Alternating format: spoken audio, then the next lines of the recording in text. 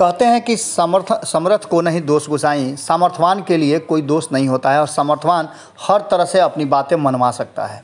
बिहार और बिहार की राजनीति को अगर देखा जाए तो बहुत करीब से देखने के बाद नीतीश कुमार से बड़ा नेता आपको नज़र नहीं आएगा। लालू प्रसाद एक समय में बिहार के बड़े नेताओं में शुमार हुआ करते थे, लेकिन उनकी अस्वस्थता और तबीयत खराब होने के बाद जिस तरह से नीतीश कुमार ने बिहार की राजनीति पर अपना आधिपत्य जमाया है, इसको देख करके भारतीय जनता पार्टी भी हमेशा बैकफुट पर रही है। लेकिन बदली हुई परिस्थिति में कहीं ना कहीं बहुत कुछ बदला है और 2020 के चुनाव ने जहां एक तरफ नीतीश कुमार को कई बातें सोचने के लिए मजबूर किया है, वहीं आपको बता दें कि नीतीश कुमार के लिए अब अपनी तैयारियां एक अलग ढंग से करने की बात भी सामने आ गई है। 2020 के चुनाव में बहुत कुछ बदलने के साथ साथ आपने देखा था कि महागठबंधन से कई घटक दल आकर के एनडीए का हिस्सा बने थे।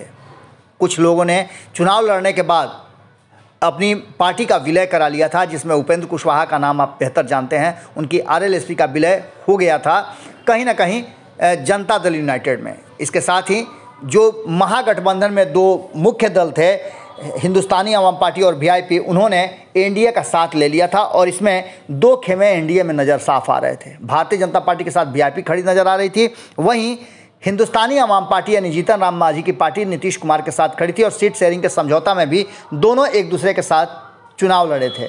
इसके साथ ही दोनों के बीच में सामंजस्य भी ज़बरदस्त था और जब जब एनडीए की बात होती थी तो दो खेमों की बात होती थी और दोनों खेमों में कहीं ना कहीं ये दोनों नज़र आते थे। इन सारी बातों के बीच में अब जो वर्तमान बदली हुई परिस्थिति है वो आपके सामने है। किस तरह से भारतीय जनता पार्टी ने बिहार में नीतीश कुमार को पीछे ढकेला और वो नंबर 2 की पार्टी बनी, नीतीश कुमार नंबर 3 पर शिफ्ट हो गए और इसके साथ ही बहुत सारी बातें सामने नजर आई।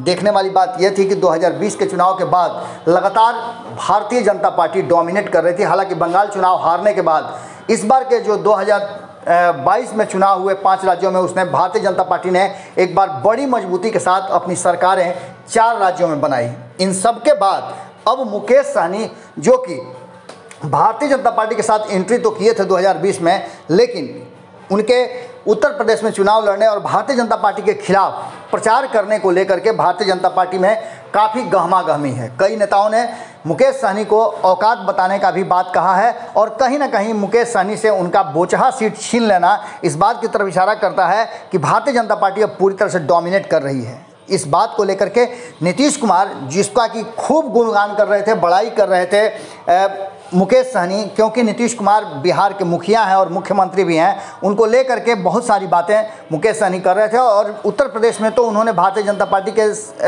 क्रियाकलाप पर भी प्रश्न खड़े किए थे। बिहार में भी उन्होंने कहा था कि उनके साथ अन्याय हो रहा है और नीतीश कुमार से मुलाकात की थी। लेकिन जिस तरह से भारतीय जनता पार्टी ने एक्शन प्लान रचा है, उससे कहीं ना कहीं नीतीश कुमार पूरी तरह से डर गए हैं। सहनी का हाल देख करके नीतीश कुमार ने यू टर्न मार लिया है और अब पूरे राजनीतिक माहौल में मज़ा आ रहा है। जहां एक तरफ हिंदुस्तानी आवाम पार्टी ने भारतीय जनता पार्टी के इस फैसले पर क्वेश्चन खड़ा किया है, हमने आपको कल दिखाया था, वहीं नीतीश कुमार की पार्टी की तरफ से इक्का दुक्का नेताओं ने बात की, लेकिन नीतीश कुमार इस पूरे मामले पर बिल्कुल चुप्पी साधे हुए हैं। ये बताता है कि कहीं ना कहीं नीतीश कुमार को ये समझ आ गया है कि भारतीय जनता पार्टी यानी हाथी से हथरस कहीं से उचित नहीं होगा और यही कारण है कि नीतीश कुमार बिल्कुल चुप्पी साधे हुए हैं। आगे क्या होगा ये तो आने वाला वक्त बताएगा, लेकिन बदली हुई परिस्थिति में नीतीश कुमार के लिए कई रास्ते हैं। अब आगे हम आपको बताएंगे कि नीतीश कुमार भारतीय जनता पार्टी के इस एक्शन प्लान और सहनी का हाल देख करके किस तरह की तैयारियां कर रहे हैं। जुड़े रहेगा भारत लाइव के साथ, बहुत जल्द हम आपसे फिर मिल रहे हैं।